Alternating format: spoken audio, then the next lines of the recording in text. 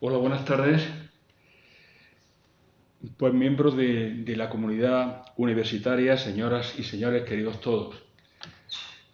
Una vez más, esta tarde fría, esta tarde otoñal de principios de diciembre, cuando ya asoma la Navidad y el final de año, agradezco a todos ustedes una vez más su presencia y máxime esta tarde tan especial por los acontecimientos deportivos que hay que siempre atraen la atención de cantidad de gente. Por tanto, mucho más mérito el hecho de que estén ustedes aquí esta tarde. Como hemos venido diciendo a lo largo de estos años de existencia de esta cátedra, su presencia aquí es una forma de seguir dando vida a un proyecto que nació con ilusión, un proyecto en el que queremos seguir ofreciendo respuestas cada vez más innovadoras y donde pretendemos mostrar a la sociedad un pensamiento socioeducativo a veces difícil de percibir y sobre todo porque por su segmentación y aislamiento, ¿no?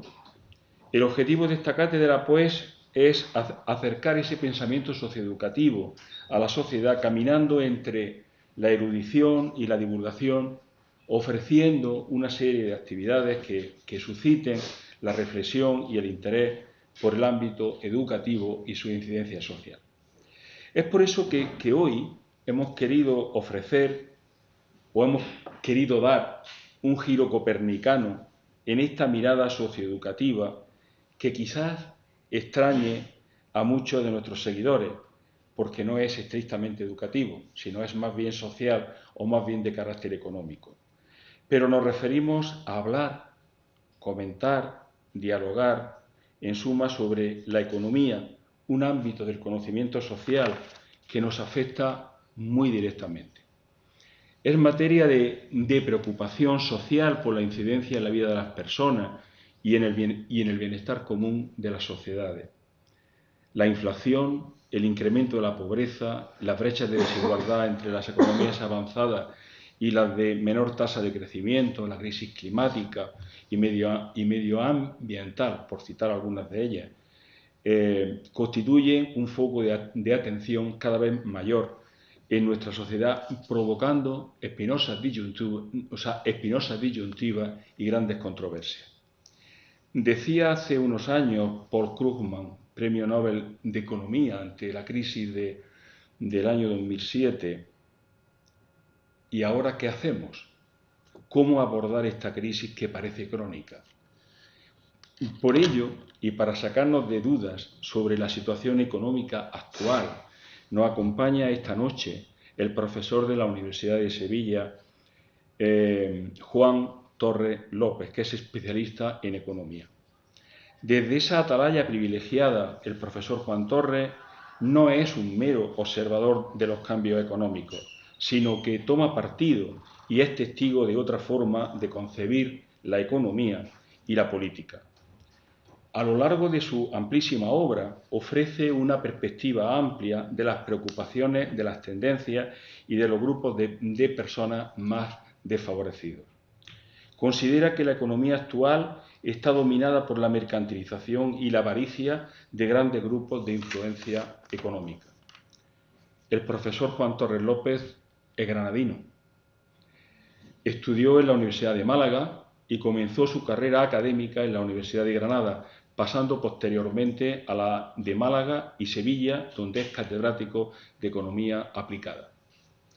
Ha sido director de departamento, vicedecano, decano de la Facultad de Derecho y vicerrector de Ordenación Académica y profesorado de la Universidad de Málaga. Ha ocupado también el cargo de secretario general de Universidades e Investigación en la Junta de Andalucía. Es prolífico autor de publicaciones sobre economía, política y crisis financiera en diarios como El País, eldiario.com y Público. Y de ahí lo seguimos. Yo soy un fiel seguidor de Juan. Ha coordinado y dirigido libros colectivos.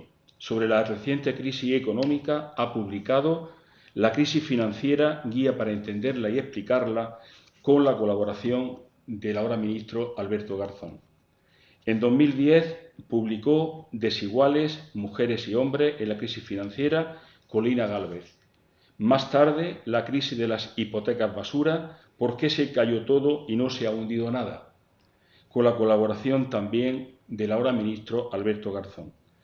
Participó como coautor en el bestseller Reacciona y más recientemente ha publicado con Vicent Navarro y Alberto Garzón Hay alternativas, propuestas para crear empleo y bienestar en España, con el prólogo de Noam Chomsky. Y lo que España necesita, asimismo, ha publicado Contra la crisis, otra economía, otro modo de vida. Colabora habitualmente con organizaciones no gubernamentales, entre ellas el PPNIA, asociaciones ciudadanas y sindicatos, y ha actuado como consultor internacional y asesor de gobiernos e instituciones internacionales. Pues podríamos seguir, porque su currículum es para estar hablando de él y de sus colaboraciones mucho más tiempo. Pero deseo dejarles en compañía del profesor Juan Torres, no sin agradecerle el tremendo esfuerzo que ha hecho por venir a Granada, dejar otros muchos compromisos para compartir con todos nosotros esta tarde. Así que muchas gracias, Juan. Así que cuando quieras. Muchas gracias, Antonio.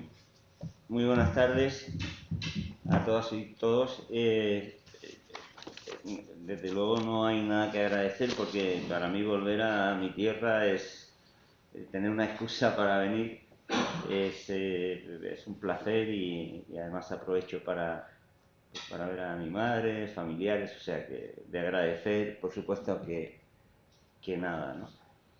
Sí, quiero decirte algo de entrada, porque no vaya a ser que pueda yo defraudar. O sea, si algo no voy a hacer en mi intervención es sacar de dudas, porque mi oficio es crear dudas.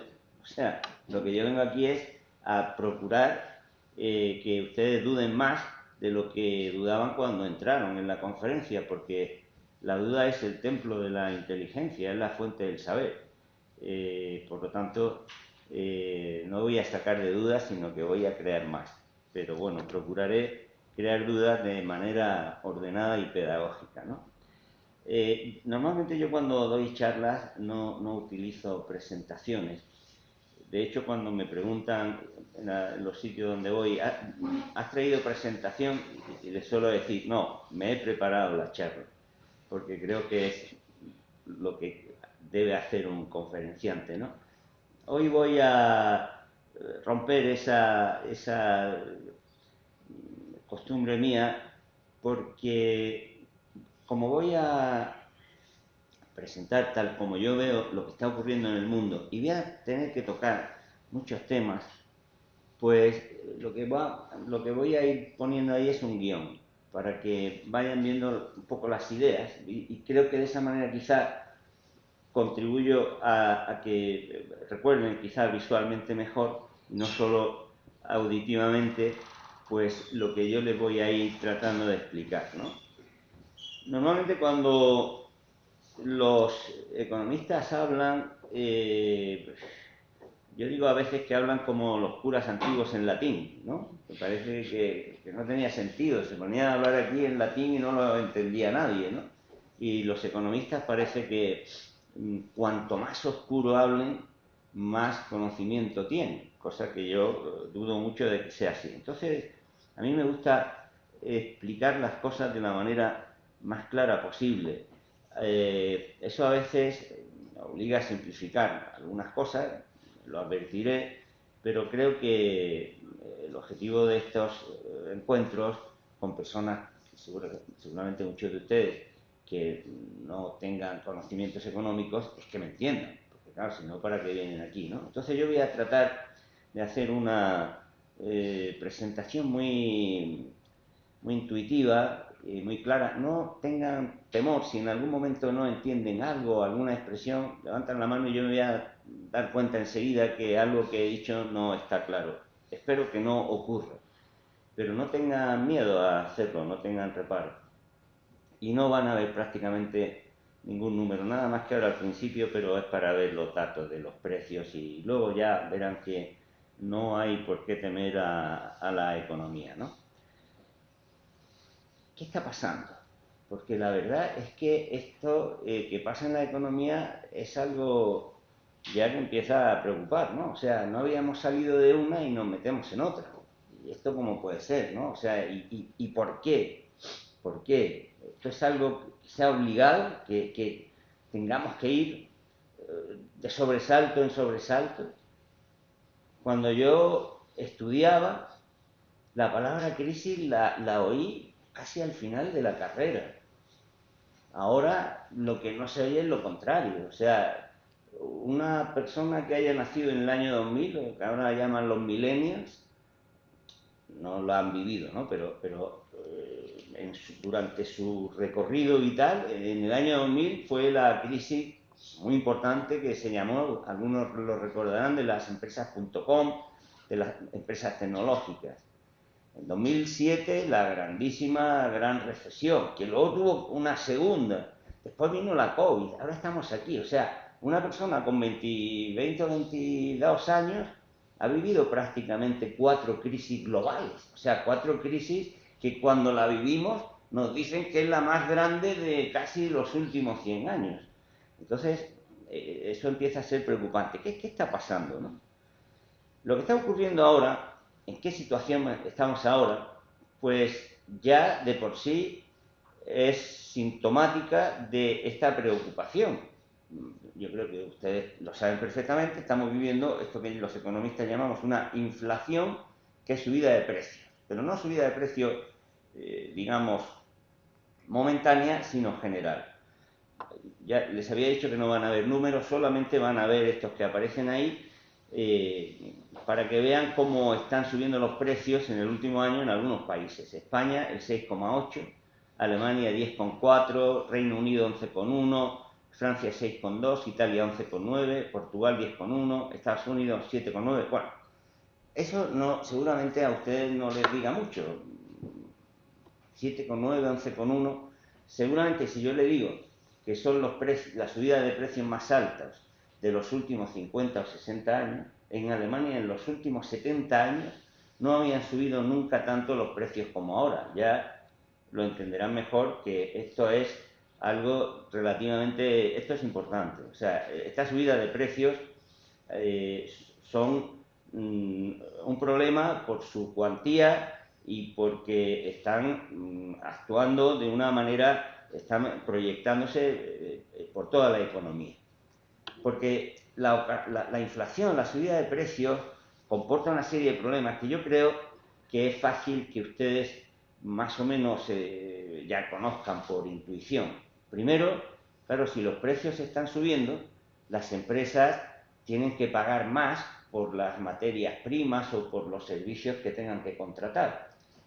Con lo cual, lo que producen es más caro y van a tener, si pueden, que venderlo más caro también, a un precio más elevado. Y si no pueden venderlo a un precio más elevado, pues no lo van a poder vender, con lo cual posiblemente vayan a tener que renunciar a empleo. O sea, el problema de que suban los precios es que, por regla general, puede traer consigo una espiral, ¿no? Es decir, que subida de precios en un sector, en un producto, en un ámbito de la economía, va trasladándose como una especie de círculo, de cadena al conjunto de la economía y va trasladándose con subidas sucesivas, ¿no? O sea, ese es el primer problema que acarrea la inflación. Por otra parte, para las familias, pues, ¿qué les voy a decir a ustedes? Ustedes lo están notando, o sea, que cada día están teniendo una menor capacidad de compra, porque lógicamente los precios de lo que van a pagar, pues, son más caros. Sería estúpido que yo me extienda en esto, porque ustedes lo saben mejor que yo, porque compran y se dan cuenta desde la leche, el pan, la luz, la hipoteca, es decir, todo va subiendo, con lo cual eso es muy importante porque con su capacidad de compra no solamente es que ustedes se sientan satisfechos por tenerla, es que su capacidad de compra es lo que garantiza que las empresas vendan sus productos y que puedan seguir manteniendo empleo para que pueda haber más ingresos y que pueda funcionar la economía. Pues si ustedes tienen menos capacidad de compra y compran menos, las empresas le venden menos y antes o después van a terminar perdiendo empleo porque no van a necesitar el mismo empleo que cuando vendían más. Por lo tanto, no es solo, digamos, que su bolsillo se sienta perjudicado, es que su bolsillo perjudicado, su menor capacidad de compra, afecta a las empresas que van a vender menos. Cuando vendan menos van a producir menos y al final el empleo se va a resentir.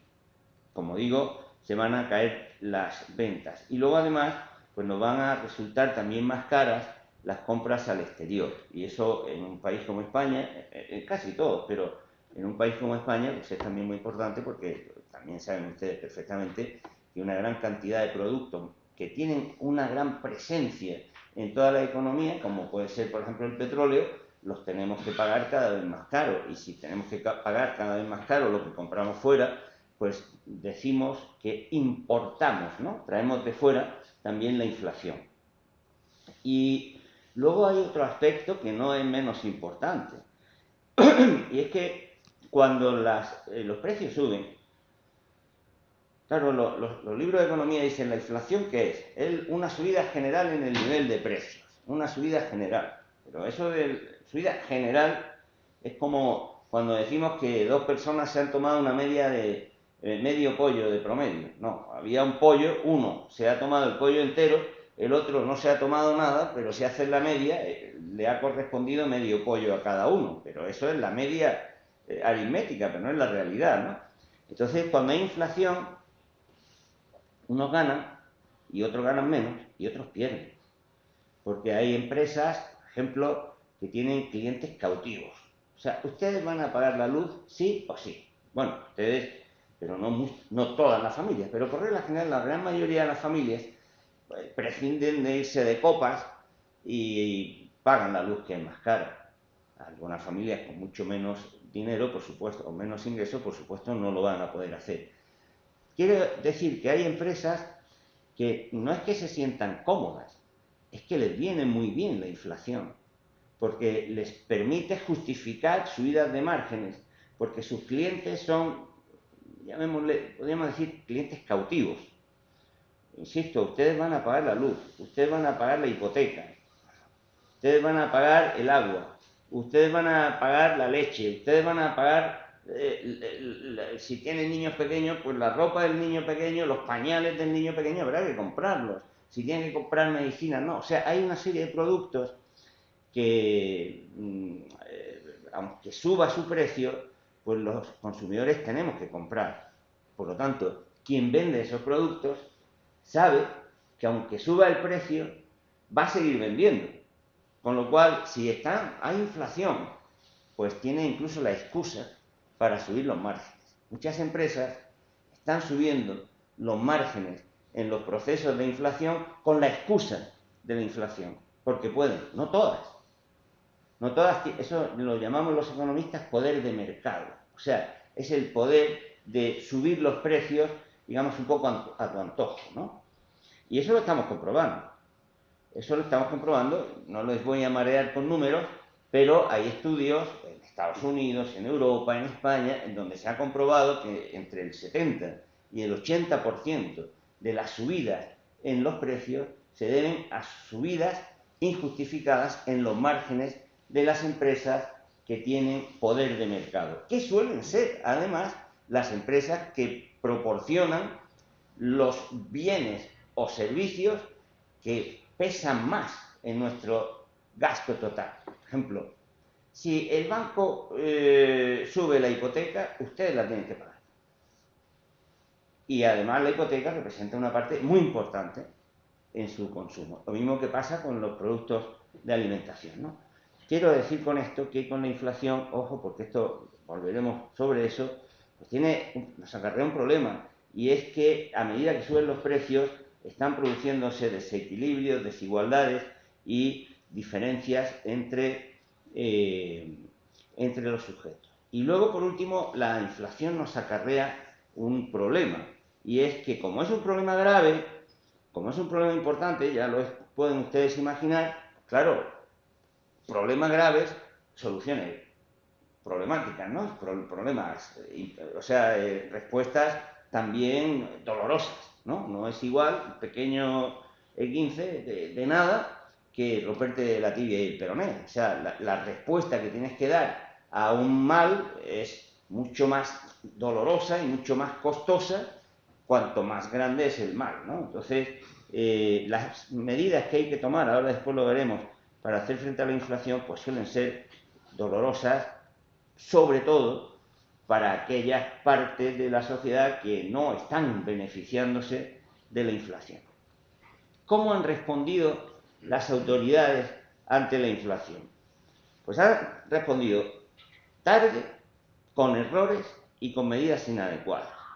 Tarde. Bueno, la inflación ya en el año 2021 estaba empezando a subir. Yo soy un modestísimo analista y que lo que hago es leer, pues ya a mitad de casi en mayo, abril, mayo de 2021 ya escribí sobre los peligros de la inflación que se avecina. Sin embargo, la presidenta del Banco Central Europeo en septiembre de 2001 decía: la inflación es temporal, debido a la pandemia. Y en diciembre de 2021 tengo la firme convicción de que la inflación caerá en 2022. Ya han visto ustedes si en 2022 han caído. O sea, estos son las personas, pues vamos, podemos ahora después van a ver más, las que luego nos hablan como somos pontífices, las que nos dicen lo que hay que hacer. Lagarde el otro día decía: no, la inflación va a seguir durante 2023, pero bueno, no me dijo usted que iba a acabar en 2022. O sea, yo sé que ustedes no lo hacen porque ustedes se dedican a otras cosas, pero yo que tengo que seguir las declaraciones y que las guardo, a veces uno dice, pero esto es de verdad, es que como no tienen vergüenza, ¿no? O sea, como esta señora que en diciembre de 2021 le dice a los europeos que la inflación caerá en 2022, ¿no? Ahora pues, a medida que vayamos avanzando, creo que ustedes mismos, cuando se pongan a dudar, quizás puedan responderse a cómo es que esa persona que está en el sitio donde están los economistas mejor pagados de Europa, los que son más listos, claro, los más inteligentes, los mejores, y son los que más se equivocan. O sea, los economistas que somos de 3 al 4, estamos escribiendo, diciendo en el primer semestre de 2021, oiga, que esto sube, oiga, que esto va para arriba, y estos señores, o esta señora, no solo ella, pues igual. Con error también, o sea, no solamente tarde, porque hombre, si reaccionas tarde, pero reaccionas bien, pues bueno, has tardado, pero lo has hecho bien. Pero es que encima es con error, porque dicen que era pasajera, ya lo hemos visto, y consecuencia de la pandemia y de la guerra de Ucrania. Vamos a ver ahora que no, porque la guerra, bueno, aquí les pongo también el presidente del Banco de España, que también dice: la inflación en España se irá moderando en los próximos meses hasta despedir el año incluso por debajo del 2%. Estamos en el 6 y pico. España no va mal, bueno, no va mal con el 6 y pico. Ya han visto ustedes que Alemania está mucho peor. Pero hombre, el 6 y pico que es grave, y este señor decía que el 2%. O sea, esto es una empresa que lo pones en la calle. Es que no podría uno permitir que dé esas instrucciones, o sea, que tenga esa... imagínense a un piloto, ¿no? Que ya vamos a llegar al aeropuerto a las 4, luego llega a las 8, o sea, no duraría en la compañía, ¿no? Pero estas personas pues hacen esto, ¿no? Otra vez Lagarde, ¿no? Decía: la inflación ha venido prácticamente de la nada. Como no lo habían sabido apreciar, ahora dicen que es que ha venido de la nada. Pero ¿cómo que de la nada? Si había docenas de economistas diciendo en 2021 que ya había inflación, ¿cómo que ha venido de la nada? O sea, y dice, se produjo por una crisis energética causada por Putin. Pero si había inflación antes de que a Putin se le ocurriera, lamentablemente, invadir Ucrania, ¿no? O sea, no es cierto que la inflación haya comenzado, es mentira, es falso que haya comenzado con la guerra de Ucrania.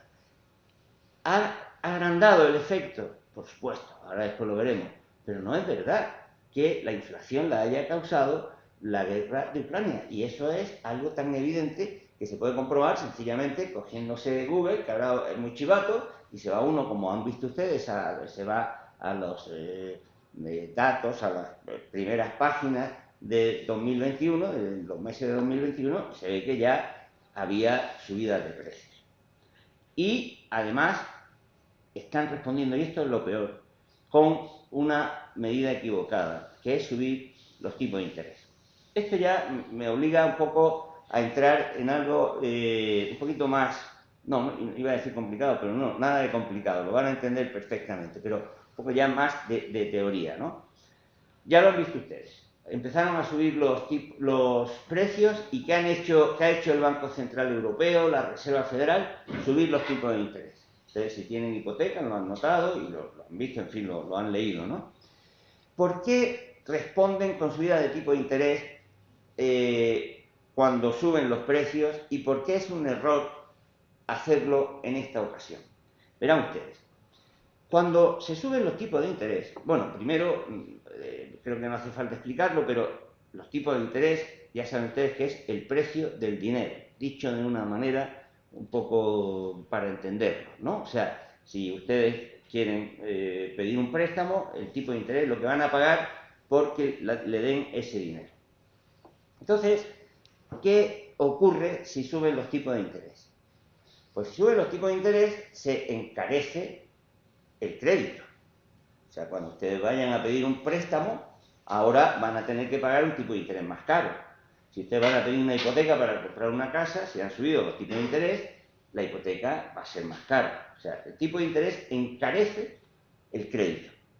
Si el crédito se encarece, significa que el consumo que se haga a crédito es más caro. Por lo tanto, en principio va a bajar. O sea, si ustedes se iban no es lo mismo que vayan a una tienda y le digan, no, pueden ustedes pagar en 6 meses sin intereses a que le pongan un 10% de intereses, porque le va a salir más caro, quizás se lo piensan. Mucho más si estamos hablando de gastos importantes. Un automóvil, por supuesto una casa. Fíjense ustedes, la cuota media de hipoteca en España, con la subida de tipo de interés que todavía no ha terminado de subir, ha variado ya casi un 40%. O sea, de muchas familias que estaban pagando en torno a 300, 400 euros y les ha puesto, depende también del tipo de hipoteca que tuvieran, ¿no? Pero se les ha podido poner en 600, 700 euros. O sea, es una subida considerable. ¿Eso qué quiere decir? Pues que los tipos de interés hacen que el consumo se frene. Pero también las empresas que tienen que invertir para producir más y para poder contratar más trabajadores, pues lógicamente la mayoría de las veces para invertir tienen que pedir prestado, tienen que pedir préstamos.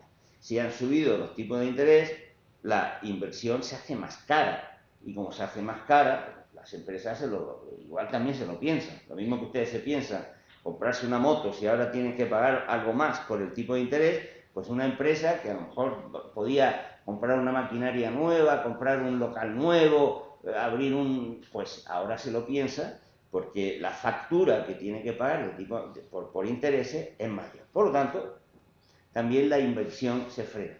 O sea, lo que se frena es el gasto de la economía. Con los tipos de interés es, para que ustedes me entiendan, es como pisar el freno del coche. Es el efecto que tiene sobre la economía es que sube los tipos de interés, como va a bajar el consumo y va a bajar la inversión, que es como el motor de la economía, pues al subir los tipos de interés frenas y la economía se para o se baja de velocidad. Ese es el efecto de la subida de los tipos de interés. Quienes tengan un poquito más de memoria recordarán, que sean un poquito menos jovencillos, pues en los años 80 en Estados Unidos pegaron un subidón en los tipos de interés que provocaron de pronto un desempleo masivo, porque a veces una subida grande de los tipos de interés es un frenazo fuerte. No es lo mismo que hacer lo que llaman, que ahora están diciendo, vamos a intentar hacer un aterrizaje leve, a que pises fuerte, porque si pisas fuerte el consumo se viene abajo, la inversión se viene abajo y eso es como una bola que empieza a rodar, ¿no? Entonces, ¿cuándo conviene? ¿Cuándo tendrías que tomar la medida de subir los tipos de interés? Hombre, si tú estás viendo que en una economía, por la razón que sea, pues resulta que la gente está, venga a gastar, que las empresas están, venga a invertir, y resulta que no hay bienes, no hay producción, entonces, claro, ahí se está produciendo lo que llamamos una inflación de demanda. O sea, es que hay demasiado deseo de gastar y eso está haciendo que los precios suban. Entonces sí conviene, frenas, ¿no? Frenas, subes los tipos de interés y dices, oye, para, porque no podemos seguir gastando porque no hay bienes y servicios. La economía no da para tanto gasto. Frenemos un poco. O sea, si la inflación es de demanda, porque hay demanda excesiva, pues entonces los tipos de interés podrían ser útiles. Ahora podríamos debatirlo, porque ya he dicho antes que hay algunos productos que la gente tiene que pagar. Por lo tanto, a lo mejor, aunque le suban los tipos de interés, pues es inevitable. O sea que tampoco es que tengan tanto efecto. Pero bueno, eso ya es, digamos, de segundo curso, ¿no? Pero en principio, una subida de los tipos de interés frena la economía y por lo tanto es importante. Va a provocar, seguro, que la economía se venga abajo. Entonces, ¿por qué digo yo que la subida de los tipos de interés en estos momentos es inadecuada? Pues porque yo creo, como muchos economistas, que la subida que se está produciendo en los precios en estos momentos no tiene que ver en la totalidad con que haya una presión de la demanda, o sea, que la gente esté gastando, queriendo gastar y falten bienes y servicios, sino que es que hay problemas de otro tipo, por el otro lado. Entonces, si hay problemas de otra parte, pues los tipos de interés no van a ser completamente efectivos. Es verdad que hay una componente de demanda. ¿Por qué? Pues porque durante el confinamiento, la gran mayoría de los hogares, no todos, pero la gran mayoría pudo ahorrar. De hecho, los datos de ahorro en casi todas las economías más avanzadas alcanzaron máximos históricos. Aquí en España teníamos un nivel de ahorro extraordinario. Claro, familias que antes viajaban, que salíamos a tomar un café, que salíamos a tomar una copa, que salíamos al cine, no lo podíamos hacer. Entonces eso generó ahorro. Al salir de los confinamientos, es verdad que eso produjo como una especie de avalancha de gasto. Vale, hubo una parte de gasto excesivo, digamos rápido, que supuso presión de la demanda. Es cierto, no se puede negar y por lo tanto es verdad que esta subida de precios tiene que ver con eso. Pero si nos quedamos ahí, nos equivocamos.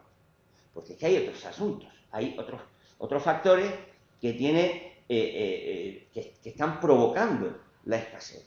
Concretamente, hay una escasez de oferta. O sea, no es que haya, parece que esto es un poco lo mismo, pero no es igual que haya exceso de gasto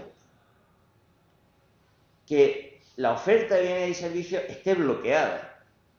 O sea, por ejemplo, si el transporte marítimo resulta que está bloqueado en todo el mundo, por las razones que sean, ahora si acaso las comentamos, no es que haya mucho deseo de gasto, es que hay un problema de bloqueo en el transporte. ¿De qué sirve que tú subas los tipos de interés y que baje y que ahora la factura de intereses, de hipotecas, de gasto de las empresas y de la familia sea mayor y muchas se arruinen si el problema es que hay barcos atascados, por ejemplo? Lo que tienes que hacer es abrir el fluido de barcos, pero si tú subes los tipos de interés, ¿garantizas que los barcos empiecen a moverse? No tiene sentido. Y lo que hemos visto es que hay un problema en todo el globo, en toda la economía, de escasez de oferta como resultado de los confinamientos y en realidad de otras cosas que ahora después vamos a comentar. China, ustedes saben que han impuesto una política de cero COVID que ha cerrado gran número de factorías, de industrias. Entonces, es que no está saliendo la producción. ¿Y por qué no está saliendo la producción en China? Sube las hipotecas que adelantas. Es que no resuelves, no vas a la causa que está subiendo los precios. Luego, por ejemplo, ha habido cuando se produjeron los confinamientos, empezó a haber bloqueos, porque, claro, el confinamiento afectaba a muchos trabajadores de servicios de transporte, de bajada, etcétera. Entonces, muchas empresas, cuando empieza a salir de los confinamientos, lo que hacen es, aquí hemos tenido problemas de suministro. Entonces, si antes pedías 4, ahora pido 16. Entonces las empresas empiezan a pedir 16 y lo que hacen es que se llenan los inventarios, pero al final resulta que lo que creas es una escasez, digamos, por mala política de aprovisionamiento. Eso tampoco lo resuelve con subidas de tipo de interés, ¿no? Como he dicho antes, hay empresas que están subiendo los márgenes injustificadamente y que están provocando subida de precios.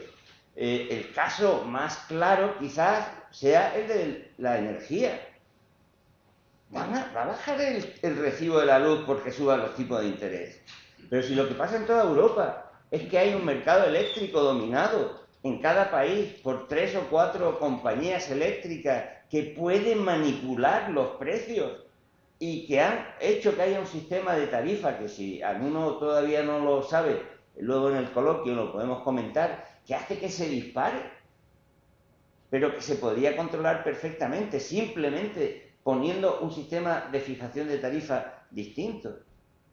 ¿Para qué arregla la subida de tipo de interés, la subida de precios de la energía por la guerra, por la invasión de Ucrania? No tiene que ver con eso. La subida de tipo de interés no va a resolver esos problemas de oferta. Están afectando a los precios los costes que tiene el cambio climático. El cambio climático está suponiendo un sobrecoste extraordinario a las empresas. Y también el retardo en no adoptar medidas. La falta de inversiones.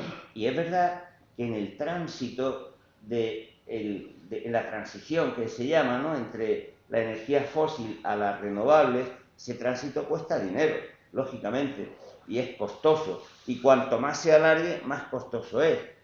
¿Qué arregla subir los tipos de interés? Al revés, si lo que hacen falta son inversiones para abrir los canales de distribución, para facilitar el transporte, para facilitar los mecanismos logísticos, el sistema logístico, si hacen falta inversiones para acelerar la transición climática.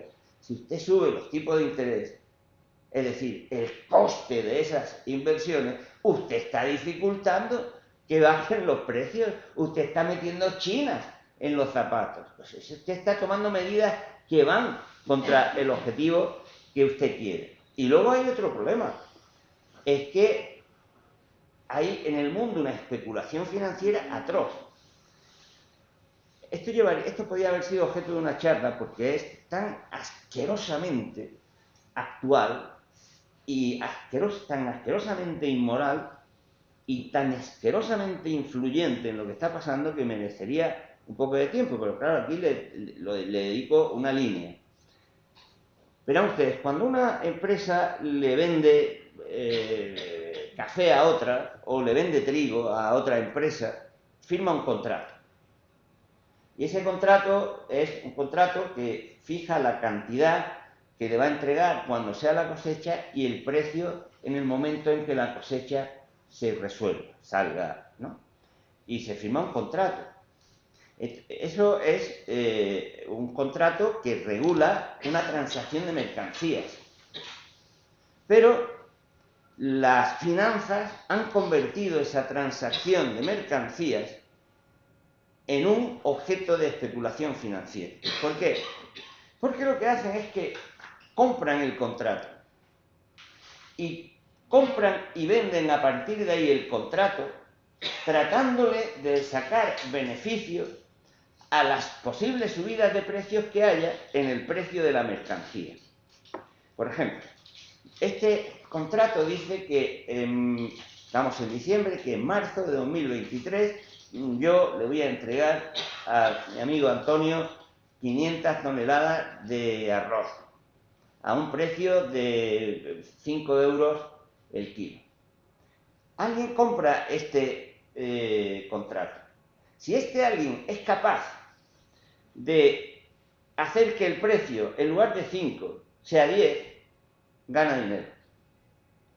Entonces convierten los contratos, el papel, en objeto de intercambio, no para ganar dinero vendiendo arroz, sino vendiendo papel.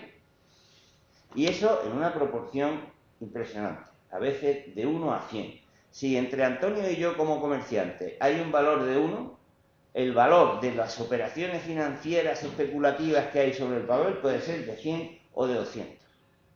Y claro, es una apuesta segura, porque si yo soy un fondo de inversión que manejo miles y miles de millones de dólares y yo digo,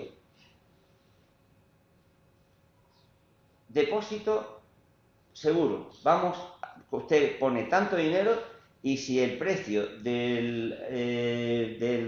habíamos dicho, del trigo, marzo, supera tanto, usted recibe tanto.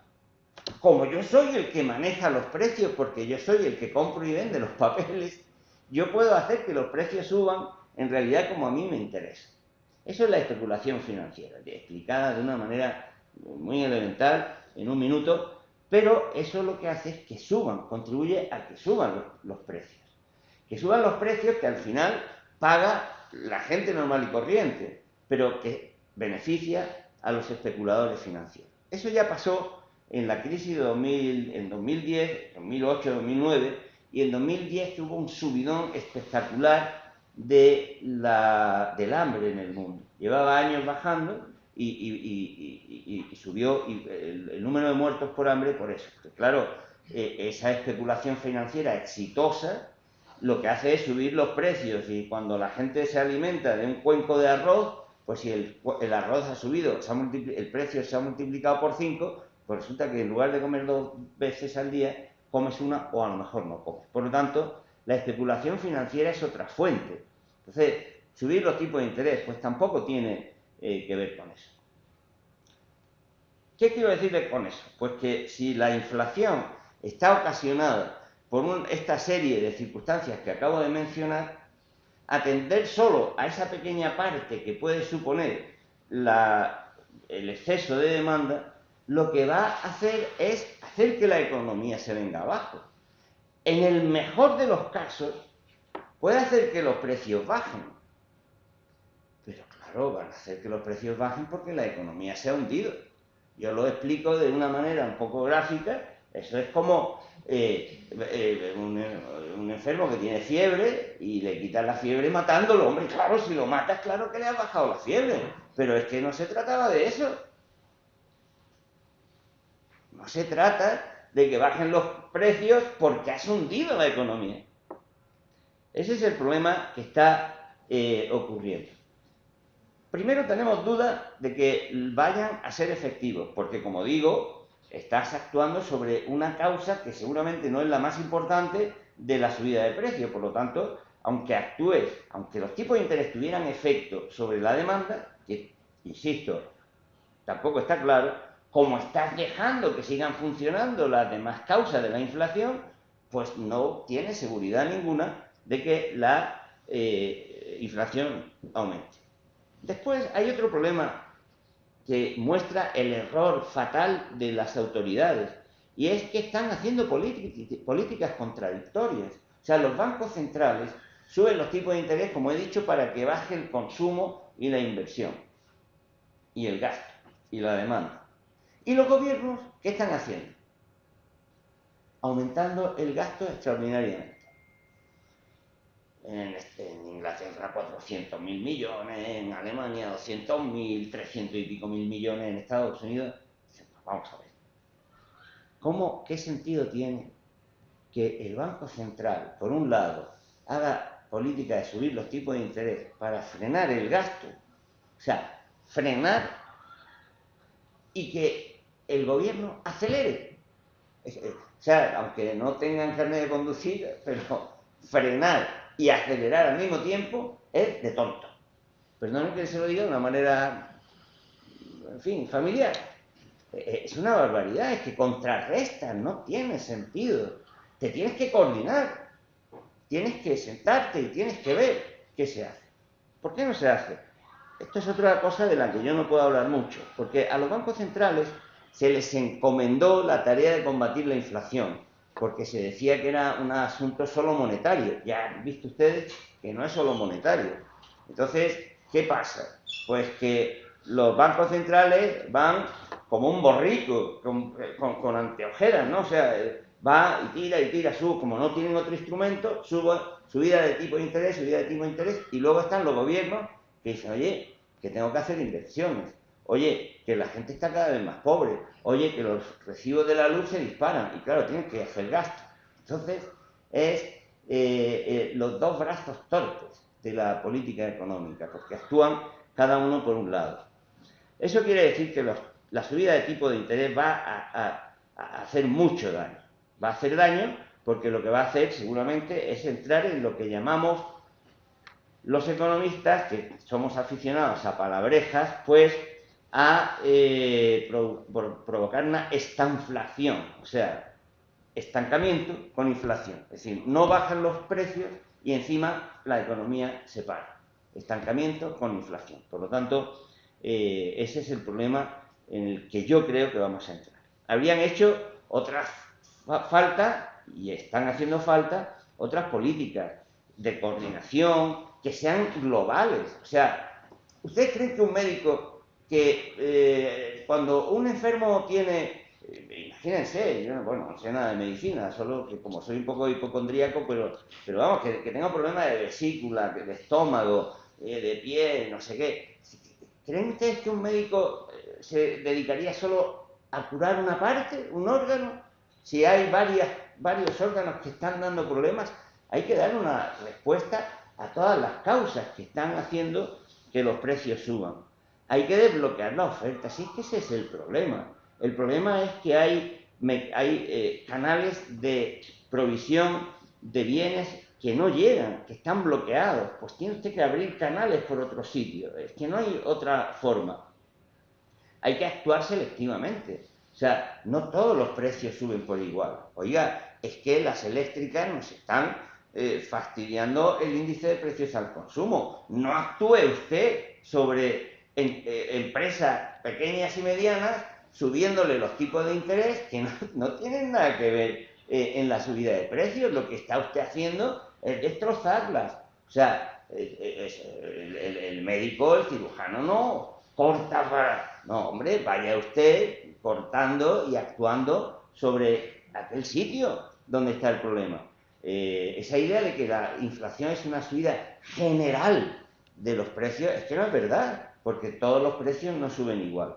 Hay que llevar a cabo inversiones, por lo tanto, sin ellas no vamos a salir. Hay que evitar la especulación, hay que tener más contundencia contra el cambio climático, hay que frenar el poder de mercado, así de fácil, así de claro, perdón, porque si es que hay empresas que se sabe cuáles son, que están subiendo injustificadamente los márgenes. Miren, hoy ha salido precisamente un informe, bueno, hace nada, ¿no?, del Banco de España, y se muestra cómo en este periodo de inflación las empresas han subido los beneficios 7 veces más que los salarios.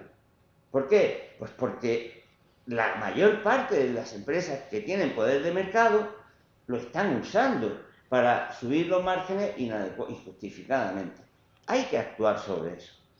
Y luego, claro, hemos dicho que unos, decía eso que decían, desde los tiempos de Adán, unos amasan la harina y otros se comen el pan. Bueno, pues igual con la inflación. Si hay ganadores y perdedores, no puedes actuar de la misma manera sobre todos ellos. Tienes que ser discrecional, tienes que ser discriminar y aplicar medidas que vayan a donde esté el problema. Luego, esto es un poco sorprendente, porque si todo el mundo dice que la guerra es la causa de la inflación, por cierto, no, supuesto, estoy en contra de la invasión de Ucrania, no tengo, vamos, creo que no hace falta que lo diga, pero lo digo, pero eso es una cosa.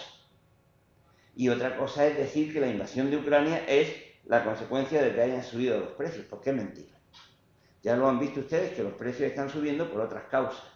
Y si están subiendo más los precios por la invasión de Ucrania es porque las sanciones, que sobre todo que Europa ha puesto o ha establecido contra Rusia, son sanciones nada inteligentes, son las peores que se podían haber tomado y que se vuelven contra la economía europea, porque en realidad es una trampa de Estados Unidos en la que ha caído, yo no sé bien por qué, la Unión Europea. Pero si realmente la guerra la reconoces como una causa de la inflación y tú quieres combatir la inflación, lo que tendríamos que estar reclamando es el final de la guerra. Porque entre otras cosas, yo no sé ustedes, lo dejo ahí, pero a mí francamente me parece que afirmar que se puede ganar la guerra militarmente contra una potencia nuclear, a mí francamente me parece una cosa bastante arriesgada de comprobar. Pero yo creo que cuando un país tiene y ha acumulado potencia nuclear es porque está dispuesto a no perder una guerra. Por lo tanto, pensar que la solución del problema gravísimo que tiene Ucrania es armarla militarmente contra una potencia militar, es decir, contra una potencia a la que no va a poder vencer, a mí me parece que es una barbaridad. Y se nos ha ido de la boca algo que para la economía también es muy importante, y es reclamar permanentemente la paz, aunque sea naturalmente la paz imperfecta a la que podemos llegar los seres humanos, como una condición para que estos problemas económicos no se produzcan. No sé si es que ya me han bloqueado aquí. No. Para que terminara. Bueno, y ya estoy a punto de terminar porque yo no quisiera, bueno, al final diré que no quisiera transmitir una sensación de muy pesimista, pero bueno, decía un escritor italiano que el problema que tenemos, o sea, la tarea de los intelectuales es levantar la piedra para que se vean los gusanos. A mí no me han traído aquí para... Estoy pensando en voz alta, ¿no? Bueno, si ya ven ustedes que hay un problema importante porque están abordando la inflación de una manera incorrecta, pues tenemos otro problema. Tenemos otro problema adicional, y es que la inflación no es ni siquiera el auténtico problema que tiene la economía internacional. Es un problema grave, pero no es ni el único ni el más importante.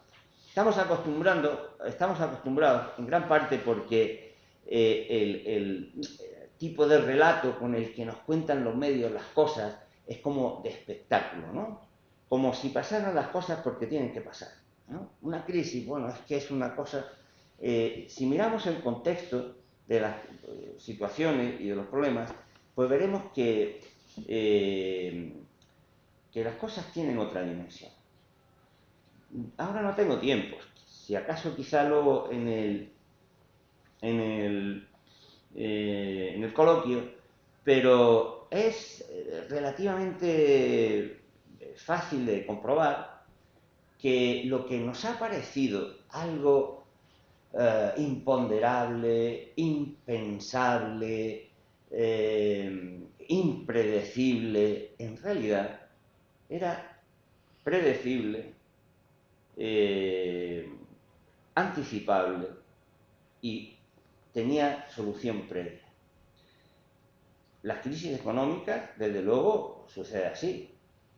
Si ustedes vieran, hay unos cuadros en el que se van poniendo el número de crisis financieras que ha habido a lo largo de la historia, de 1800 y pico, verán que hay un periodo, desde 1945 a 1970 y tantos, en el que en el mundo, la economía capitalista, prácticamente no hubo ni una sola crisis financiera. Y después se multiplicaron. Desde 1970 hasta aquí ha habido 500 y pico momentos de perturbación financiera y crisis, ya he dicho al principio, globales 4 en los últimos 20 años. algo tiene que ocurrir ahí, ¿no? Si ves el contexto, pues te das cuenta de que de 1945 a los años 70 había control de capitales, la banca se dedicaba a dar crédito a la actividad productiva, no a especular, no había innovaciones financieras para estar comprando y vendiendo y especulando. Qué casualidad, no había crisis financiera. Dejas de hacer eso, hay crisis financiera. Es como si una persona dice, oye, tienes el hígado deshecho y otra no. Es que te bebes, pues oye, a lo mejor es que no es un imponderable. Es que si se da un determinado contexto, ocurre lo que sabemos que va a ocurrir. Fíjense, hasta el caso de la pandemia, impredecible, un hecho desgraciado, impredecible, un hecho desgraciado. En 2018 se hizo un experimento, varios países de América, Estados Unidos entre ellos, la Organización Mundial de la Salud, para ver cómo actuar ante la difusión de un coronavirus que se decía antes o después va a ocurrir. Había varios informes que decían que eso iba a ocurrir. Quizá, si hubiéramos tenido en cuenta esos informes, si hubiéramos preparado a la salud pública, hubiéramos preparado a los servicios públicos, en lugar de casi desmantelarlos, pues a lo mejor la pandemia no hubiera sido lo que ha sido, ¿no? O sea, claro, nos estamos acostumbrando a creer que esto es algo que de pronto aparece como, no, esto no es un asteroide que pasa al azar y nos da, no, son los resultados de decisiones que tomamos y de políticas que hacemos. Y yo creo que uno de los problemas que estamos viviendo en estos momentos es que pensar pues que la COVID, o sea, la crisis de la pandemia, la guerra a Ucrania, la inflación, pues son esos eventos imponderables. Y yo creo que lo que está ocurriendo hoy día es que la economía mundial está atrapada por una serie de, llamémosle así, por decirlo rápidamente para terminar ya enseguida, de fracturas o de grandes problemas estructurales que son los verdaderos riesgos a los que nos encontramos. El primero de ellos, no hace falta que le diga, es el cambio climático. Yo sé que hay negacionistas y tal, hay gente que dice que la Tierra es plana, pero el cambio climático es la primera amenaza, es que acaba con la vida en el planeta. Después, vivimos en una economía en donde lo financiero es como 100 o 150 veces lo productivo. No tengo tiempo. Ahora en enero sale un libro en el que explico esto con más detalle. No tengo tiempo para explicarlo ahora, pero cuando un hospital, cuando un colegio, una universidad es propiedad, una residencia de ancianos o de estudiantes, es propiedad de un fondo financiero, la lógica de gestión que se le impone a ese hospital, a esa residencia, a ese colegio o a lo que sea, es una lógica financiera de obtener el beneficio más rápido y no importa qué resultado efectivo tenga. Por ejemplo, eso es lo que ha pasado cuando yo les hablaba antes de los bloqueos en el transporte marítimo.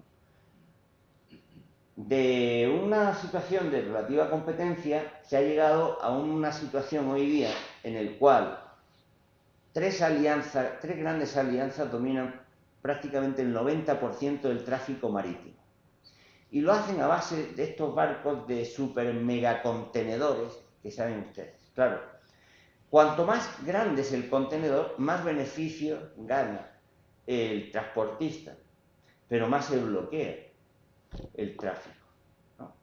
¿Qué ocurre? Pues que ese proceso de concentración para buscar el beneficio bloquea el transporte, bloquea la oferta y pasa lo que ocurre, ¿no? Entonces las finanzas están devorando al capital productivo. Hay en el mundo millones de lo que se llaman empresas zombies, que son empresas que no obtienen beneficios prácticamente nada más que para pagar la deuda. Zombies, son zombies. Después, estamos viviendo en una globalización en el que, como lo que se va buscando es el máximo beneficio, se ha despreciado la resiliencia, la inversión en seguridad. ¿Y qué ocurre?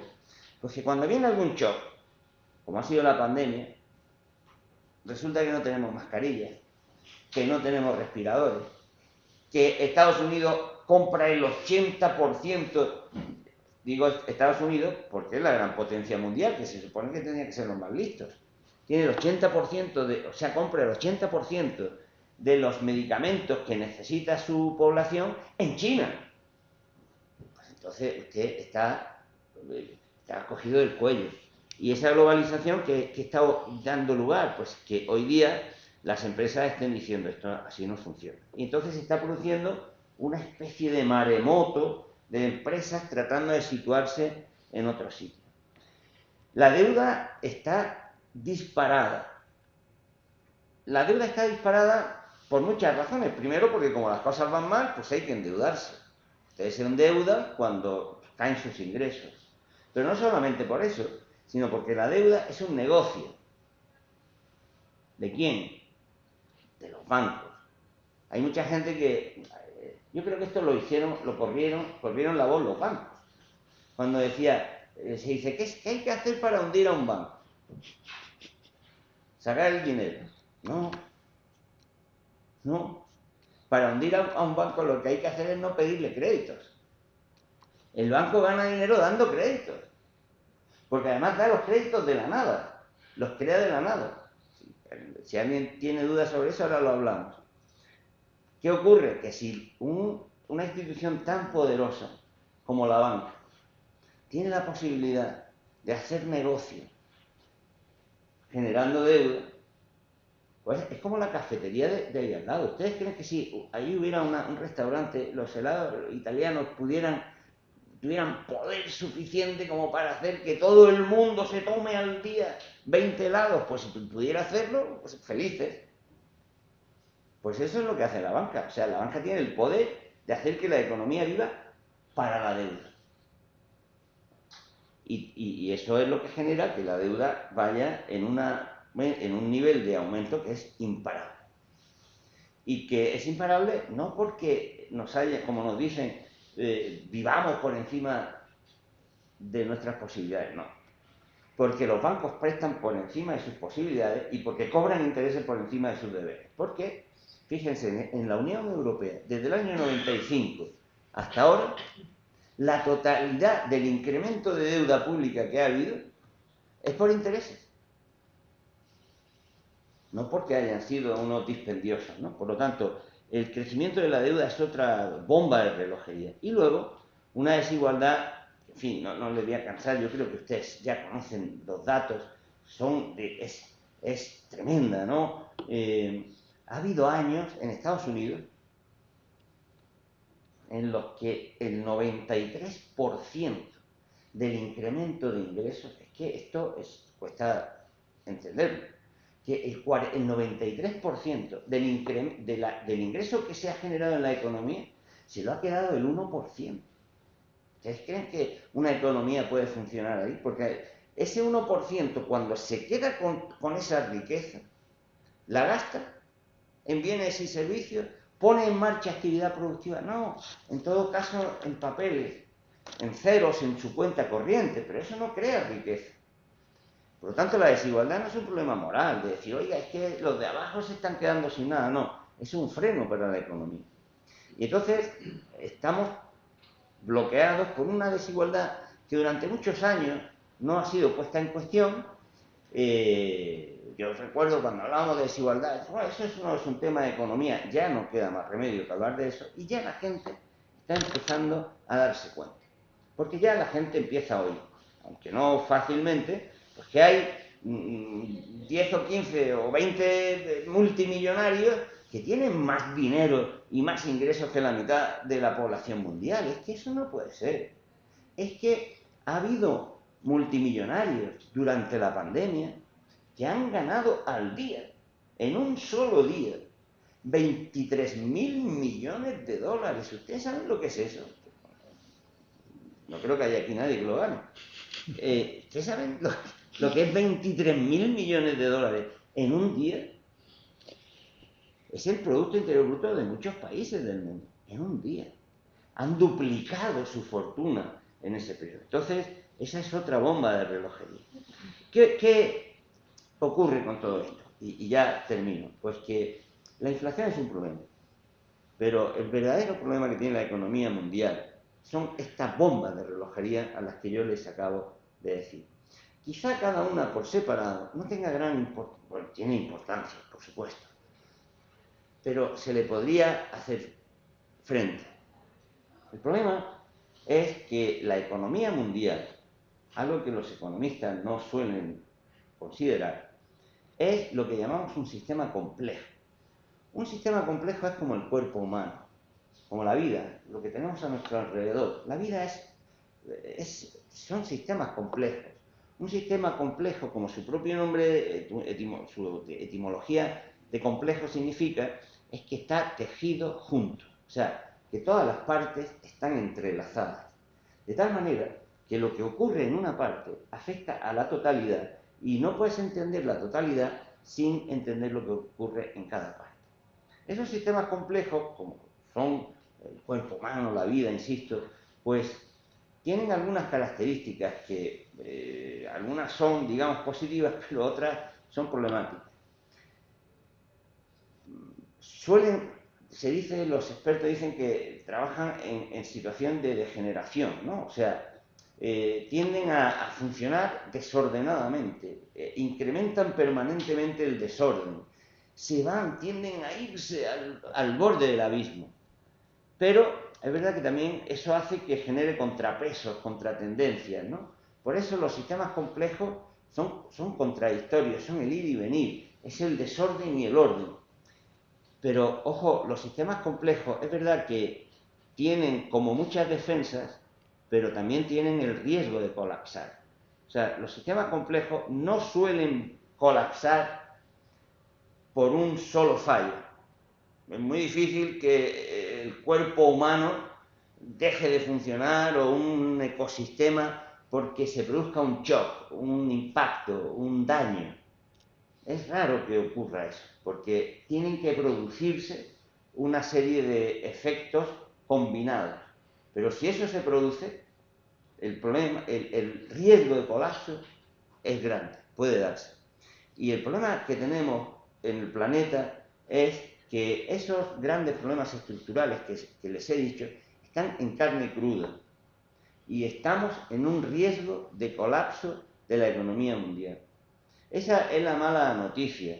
Eso es lo que podía hacerles creer pues que es una situación pesimista, una descripción pesimista. Es lo que hay en la economía mundial. Al mismo tiempo, sin embargo, sabemos lo que hay que hacer. Sabemos perfectamente lo que podría hacer que este sistema complejo saliera adelante. Las Naciones Unidas, el programa para el desarrollo humano de las Naciones Unidas, nos lo viene diciendo casi año tras año en sus informes. No dice, el desarrollo funciona. Allí donde, bien sea un país, bien sea una localidad, bien sea una región, bien sea el territorio que sea, allí donde se han hecho las cosas bien, allí la humanidad ha sido capaz de progresar. Allí se ha logrado desarrollo, allí se ha combatido la pobreza, allí se ha combatido la desigualdad, allí la gente vive mejor, allí las cosas, el medio ambiente se protege. Sabemos lo que hay que hacer. La humanidad sabe perfectamente, los científicos nos están diciendo qué hay que hacer para no destrozar la humanidad con el cambio climático. Sabemos que podríamos establecer impuestos que con un esfuerzo mínimo. Yo pongo siempre el mismo ejemplo. En el mundo hay la cifra desorbitante, en fin, imposible de que nos hagamos una idea quizás, de 15.000 billones de dólares en transacciones financieras. 15.000 millones de millones. 15.000 veces más o menos la economía española. Una barbaridad.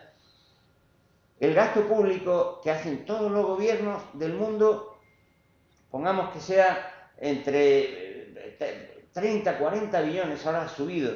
¿Qué quiere decir eso? Que con una tasa, con un impuesto de 20 céntimos, de 30 céntimos, de 40 céntimos por cada 100 dólares, habría dinero para pagar todo el gasto que necesitan los gobiernos del mundo. Y además podíamos eliminar todos los impuestos. Este es el momento en que mis amigos liberales me hacen palmas, porque digo que hay que eliminar los impuestos. Digo, si es que los podríamos eliminar. Y con ¿cuánto pagan ustedes? Un refresco el 21%, el IRPF, pues el que menos paga el 15, el 20, el 30, algunos por ciento. No el 30%, el 0,02%, y sería suficiente. O sea, sabemos lo que habría que hacer. Pero yo creo que estamos viviendo una etapa perdón, me estoy extendiendo muchísimo, ya un minuto, simplemente para transmitirles simplemente que si hay muchas cosas que habría que hacer. Yo me he comprometido y llevamos muchos economistas diciendo hay alternativas en multitud de estudios, multitud de informes, de propuestas de organismos internacionales. Luego podemos comentar si acaso alguna. Pero yo creo que sobre todo hace falta una cosa.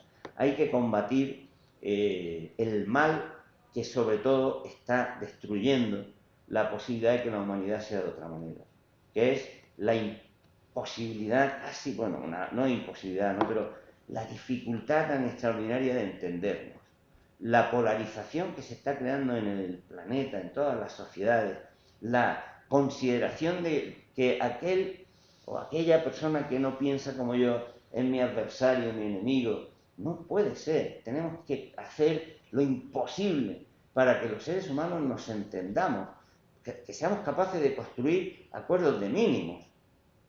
No hace falta estar de acuerdo en qué partido se vota, o en qué religión, o en qué Dios creo. No, es simplemente ponernos de acuerdo en que no hay derecho de que haya millones de niños que mueren de hambre cuando sobran los alimentos en el mundo. Las Naciones Unidas nos dicen que hay cada día, entre las estadísticas son, pero entre 15 y 25.000 personas que mueren de hambre cada día en el mundo.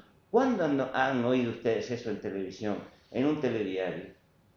Se matan 4 en un accidente de tráfico, es una desgracia, y sale la noticia en el telediario.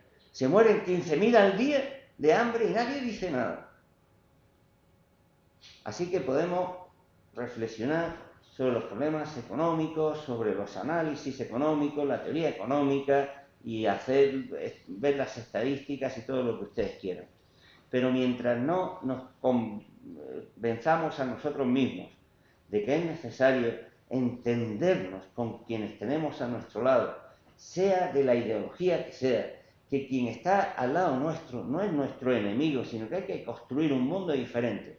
Y yo sé que eso es hoy completamente utópico. O sea, a mí me dicen, eso dice, buenismo, pues sí, o sea, ahora ser bueno, de buena persona está mal visto, pues habrá que enfrentarse a eso. Yo les animo a que hagan combate con eso, porque yo tengo, no sé si ya es que me hago mayor, pero yo tengo la convicción de que el problema principal que está creándose, yo creo que estratégicamente en el mundo, cuando ya las posturas están tan claras que es imposible disimularlas, es evitar que la gente hable, que la gente se entienda, que la gente se dé la mano, no para ponerse de acuerdo, como digo, en lo más complicado, sino en cuestiones de mínimos, de imperativos éticos esenciales para que la vida pues se pueda desarrollar en paz. En fin, estas son las cuestiones que les planteo, y perdonen si me he extendido más de la cuenta, como me suele ocurrir a veces. Muchas gracias.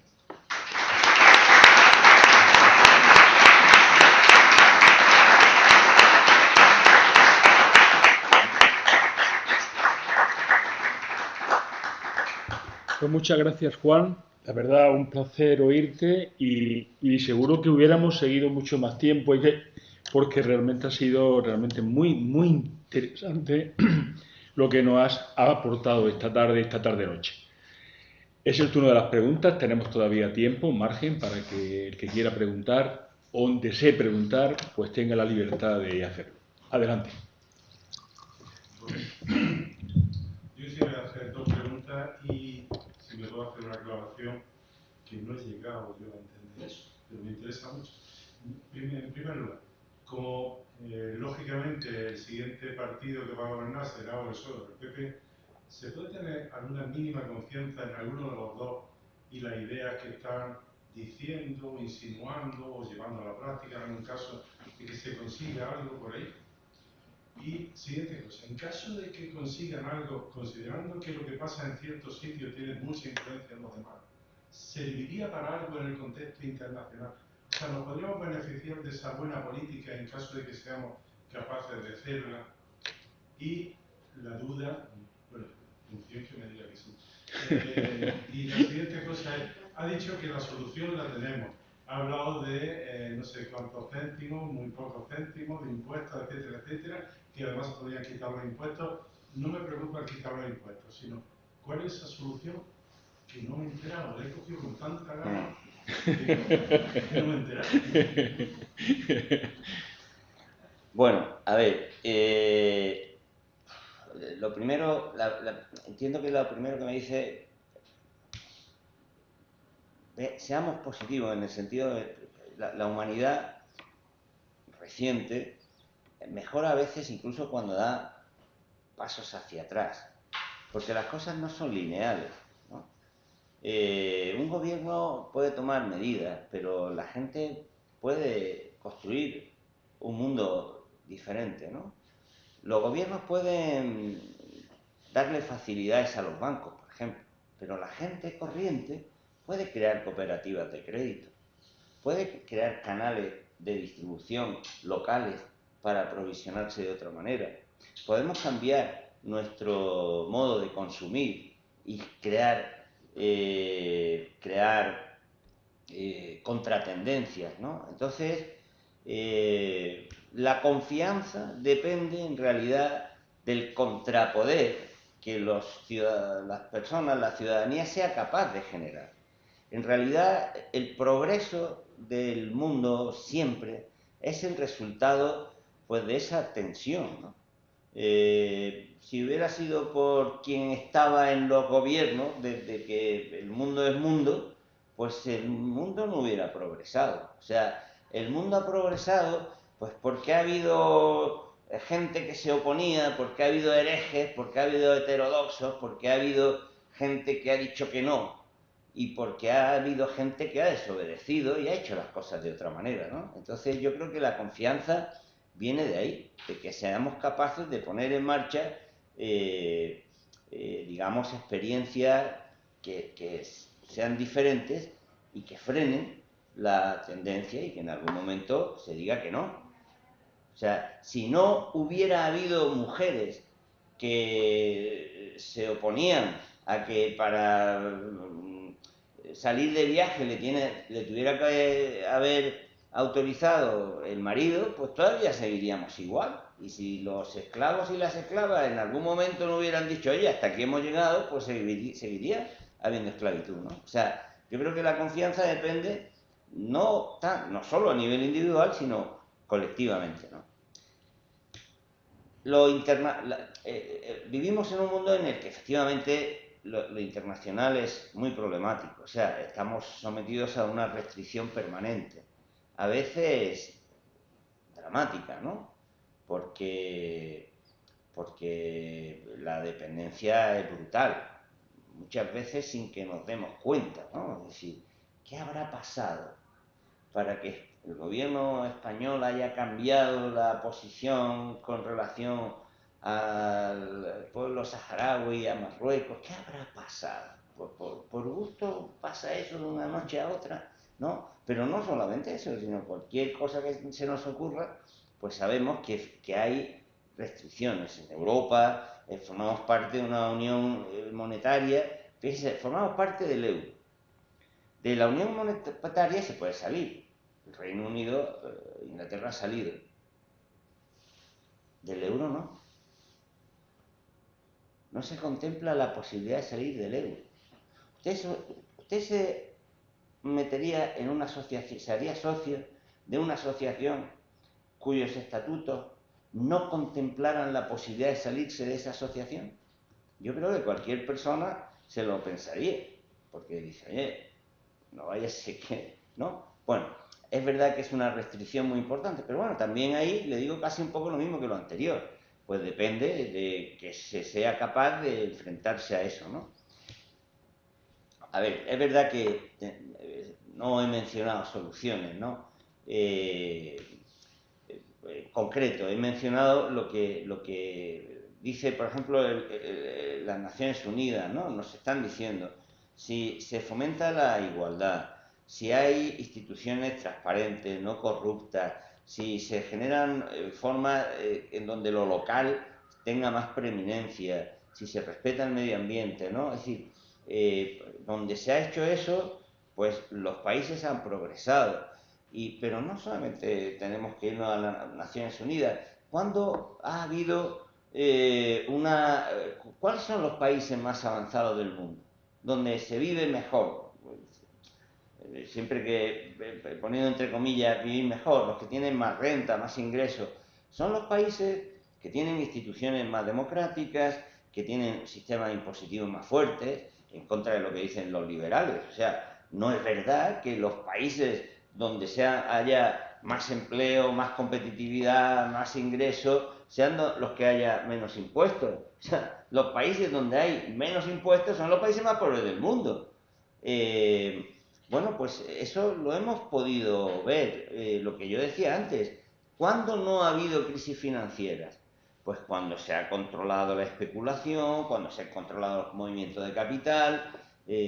Ahora, si usted deja que haya paraísos fiscales, o sea, que las grandes empresas puedan coger su dinero y dejarlo allí en Islas Caimán o en Gibraltar o en cualquier de esos sitios y no pagar un impuesto, pues hombre, entonces eso no va a funcionar. Pongamos un poquito el hombro todos, ¿no? O sea, alternativas hay. Sabemos que las economías que apuestan por la salud, por la educación, por las inversiones en ciencia, en tecnología, van mejor. Claro, si dejamos de invertir en eso y nos dejamos llevar solo por una salud que busque el máximo rendimiento, por una investigación que solo busque el máximo beneficio, pues entonces no va a funcionar. O sea, a eso me refería, es que en realidad lo sabemos. Porque si miramos un poquito, a ver, ¿qué ha hecho que el mundo hoy sea mejor que hace 50 años? A nuestro alrededor. La educación, las pensiones públicas. Si no fuera por las pensiones públicas, el 90% de las personas jubiladas estarían en situación de pobreza extrema, muchas de ellas. Eliminemos las pensiones públicas y tendremos más pobreza. Aumentemos un estado de bienestar potente y tendremos incluso un mejor aparato productivo y empresas mejores.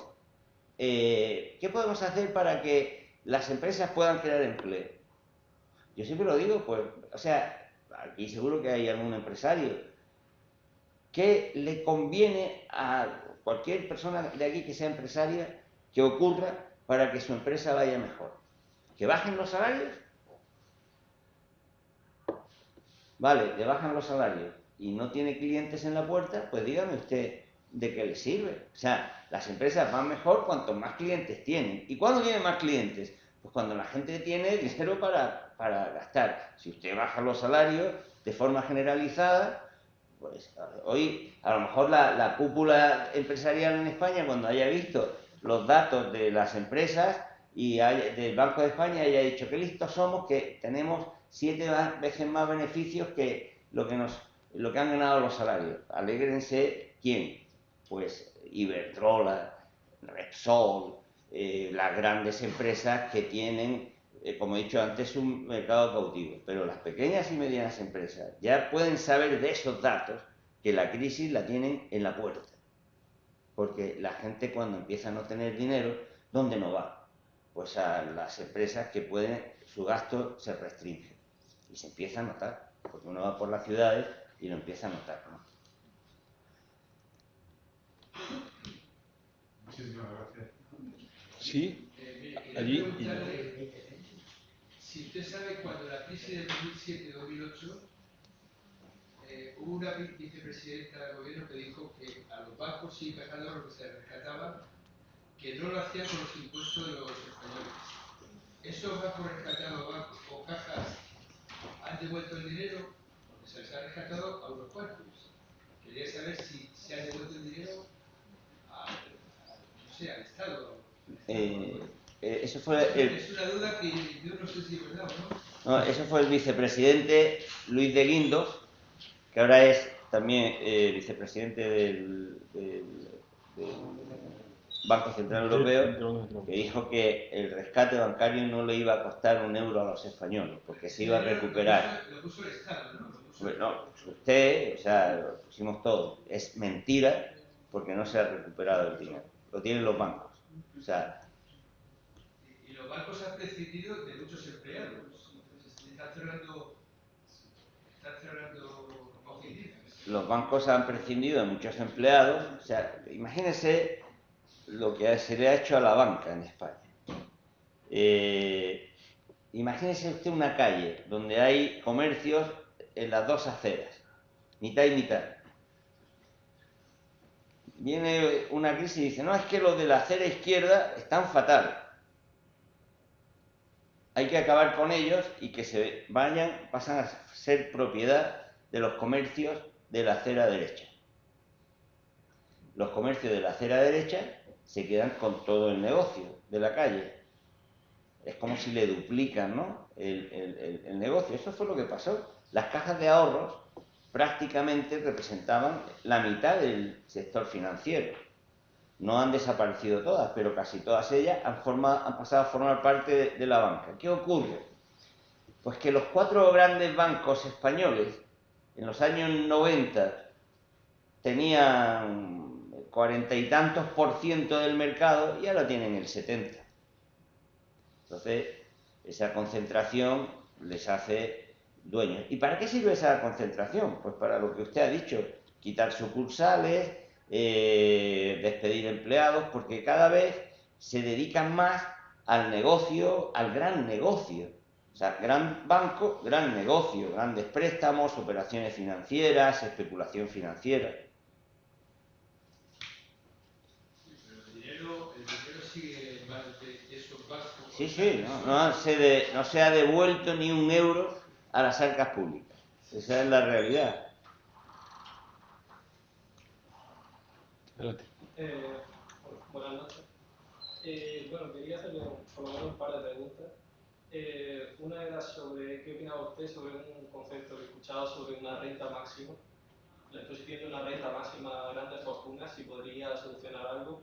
Creo que va un poco ligado también al concepto de que he escuchado que nadie debería vivir para ganarse la vida, es decir, que en el mundo en el que vivimos la abundancia, como usted ha dicho, es posible, y creo que productos básicos como el agua, la luz y tal, si estuvieran concedidos, evitaría a lo mejor algún problema tipo como lo que usted ha dicho de profit o beneficios en empresas que a día de hoy se aprovechan de la crisis y de que la gente necesita obviamente agua, luz y una casa para vivir para ganar beneficio en una época en la que todos nos estamos apretando el cinturón, por decirlo de alguna forma, lo cual también es moralmente cuestionable.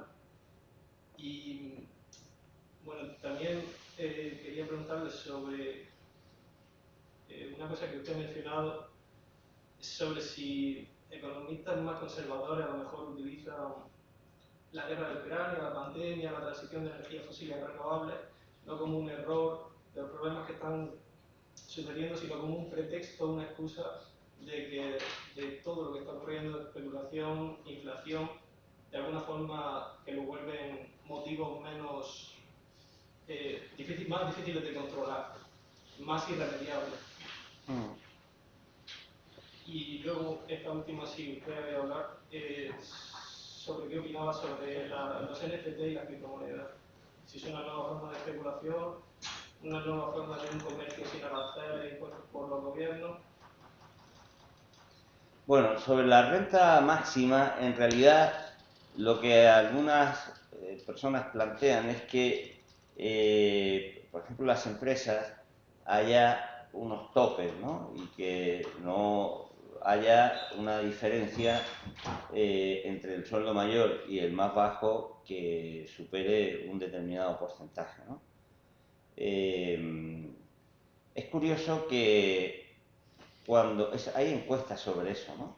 Por ejemplo, en España, hace unos años se le preguntó a la gente, ¿usted cuánto cree que es la diferencia que hay entre el sueldo más alto y el medio en las empresas españolas? Y dijeron, yo creo que la diferencia es de 1 a 8. ¿Y usted cuál cree que debería ser la diferencia ideal en España? Y dicen, yo creo que de 1 a 3. En el momento en que se hizo esa encuesta, la diferencia real que había en España entre el sueldo más alto y el más bajo era de 127 a 1.